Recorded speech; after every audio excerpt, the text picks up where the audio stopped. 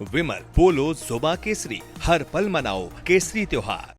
नमस्कार, आप देख रहे हैं राष्ट्र की बात में हूं मानव गुप्ता। मेरे साथ स्टूडियो में सीनियर जर्नलिस्ट विनोद अग्निहोत्री आ गए। आज मुद्दा होगा, बिहार में सरकार तो बन गई एनडीए की, अब विपक्ष कह रहा है क्या ये वाकई एनडीए की सरकार है? क्या ये नीतीश कुमार की सरकार है?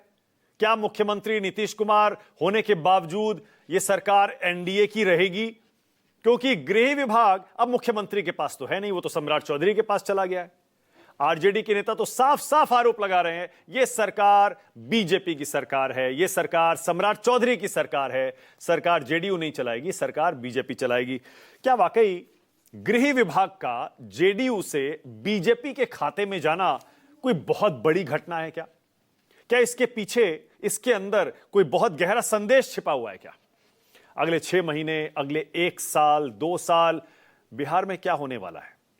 क्या 20 साल की बिहार सरकार की नीतियां अगले 1 साल में बदल जाएंगी? क्या यूपी का मॉडल सम्राट चौधरी बिहार में लागू करने वाले हैं? आज बहुत सारे सवाल इस डिबेट में उठेंगे। सबसे पहले आपको आरजेडी के नेता मृत्युंजय तिवारी का आरोप और बयान दिखाता हूं। मृत्युंजय तिवारी आरजेडी के प्रवक्ता भी हैं। वो कहते हैं सीएम नीतीश हैं लेकिन राज भाजपा का है। वो कह रहे हैं अब इसमें कोई शक नहीं होना चाहिए, हम तो कई महीनों से कह रहे थे कि नीतीश कुमार सिर्फ कठपुतली हैं। अब साफ हो गया है, गृह मंत्रालय, गृह विभाग अब डिप्टी सीएम रखेंगे अपने पास, वही विभाग जो 20 साल सीएम के पास था। इसका मतलब अब साफ हो गया है कि जेडीयू समाप्त होने वाली है और नीतीश की कुर्सी अब खतरे में है। यह मृत्युंजय तिवारी कह रहे हैं। लेकिन जेडीयू की तरफ से नीरज कुमार, पार्टी के सीनियर स्पोक्समैन हैं, वो जवाब देते हैं कि हेड ऑफ द गवर्नमेंट महत्वपूर्ण होता है, सरकार का मुखिया महत्वपूर्ण होता है। कौन सा विभाग किसके पास है इससे कोई फर्क नहीं पड़ता है, कानून व्यवस्था हमारा यूएसपी है, ये कहते हैं नीरज कुमार। क्या कह रहे हैं मृत्युंजय तिवारी और नीरज कुमार, आप खुद सुनिए।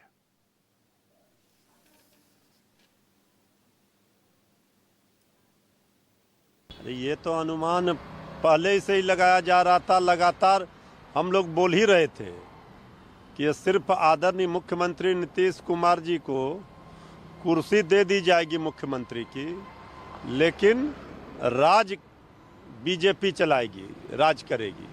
और बिहार गृह बीजेपी का अब आदरणीय नीतीश कुमार जी को सोचना है।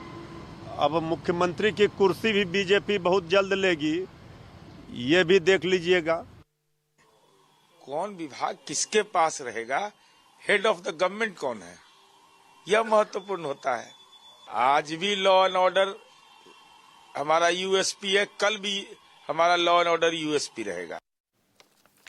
अब ये गृह विभाग कौन से मंत्री के पास रहेगा? मुख्यमंत्री आमतौर पर पूरे देश में गृह विभाग अपने पास ही रखते हैं। नीतीश कुमार ने 20 साल अपने पास रखा, सम्राट चौधरी को इस बार मिला है। इतना इंपॉर्टेंट क्यों है ये? क्यों लोग ये कह रहे हैं कि गृह विभाग जिसके पास होता है वही सरकार में सबसे ताकतवर होता है? होम मिनिस्ट्री में, होम डिपार्टमेंट में क्या क्या आता है, जरा आपको बता देता हूं। एक तो पूरे प्रदेश की कानून व्यवस्था और जेल और पुलिस प्रशासन गृह विभाग में आता है। फिर वीआईपी सुरक्षा, राज्य की खुफिया एजेंसियां, वो गृह विभाग में आती हैं। क्राइम, उसकी मॉनिटरिंग, वो सब गृह विभाग के पास होती हैं। धार्मिक आयोजनों में सुरक्षा प्रबंधन का सारा जिम्मा गृह विभाग का होता है। दंगा नियंत्रण गृह विभाग खुद उसको पर्सनली देखता है। फिर माफियाओं की संपत्ति जब्ती होगी, उनके खिलाफ क्या एक्शन होगा, वो भी सीधे सीधे गृह विभाग देखता है। और एसटीएफ और एसओजी की तैनाती तक ये भी गृह विभाग देता है। इसके अलावा भी और बहुत सारी पावर्स हैं होम डिपार्टमेंट के पास। मैंने कुछ एक इंपॉर्टेंट आपको बताई हैं।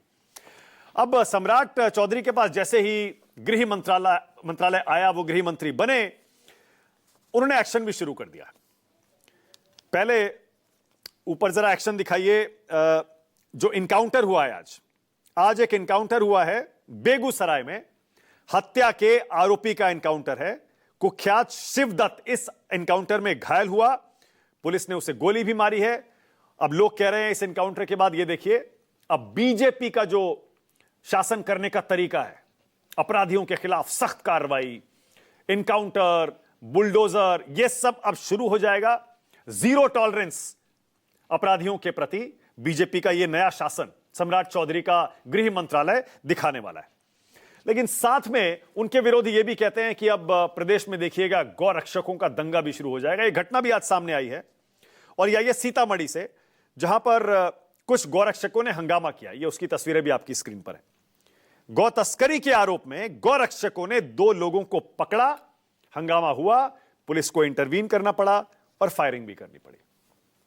ये सारी घटनाओं को देखते हुए आज एक बार फिर आरजेडी और कांग्रेस के बिहार के नेता कह रहे हैं अब ये उत्तर प्रदेश वाला मॉडल बीजेपी बिहार में लाएगी, नीतीश जी कुछ नहीं कर पाएंगे, सिर्फ देखते रह जाएंगे क्योंकि वो कठपुतली बन गए हैं।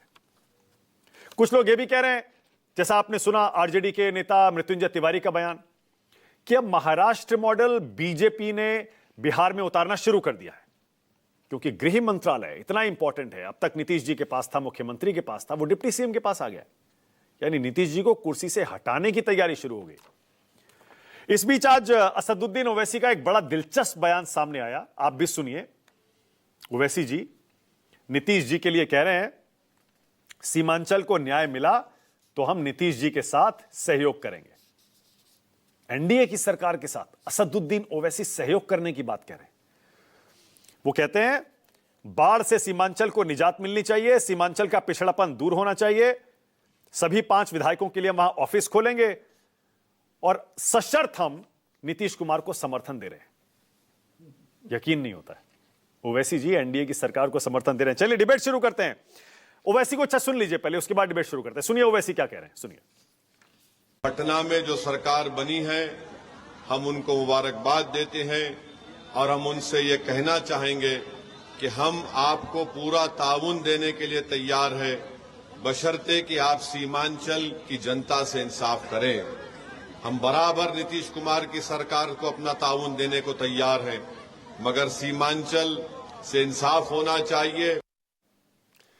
चलिए डिबेट शुरू करते हैं। राष्ट्र की बात में आज का सवाल आपकी स्क्रीन पर आ रहा है और आज का एक सवाल जो मेरा है बहुत ही सीधा सवाल है, क्या बिहार में वाकई जैसा विपक्ष कह रहा है बीजेपी ने यूपी और महाराष्ट्र मॉडल उतार दिया, क्या शुरू हो गया क्या? और दूसरा, अब की बार बिहार में किसकी सरकार? आप भी सोचेंगे भैया चुनाव का नतीजा तो आ गया, ये तो हम पहले पूछते थे पिछले 3 महीने में, अब की बार बिहार में किसकी सरकार? अब कुछ लोग अभी भी पूछ रहे हैं ये सरकार किसकी है? ये बीजेपी की है, ये जेडीयू की है,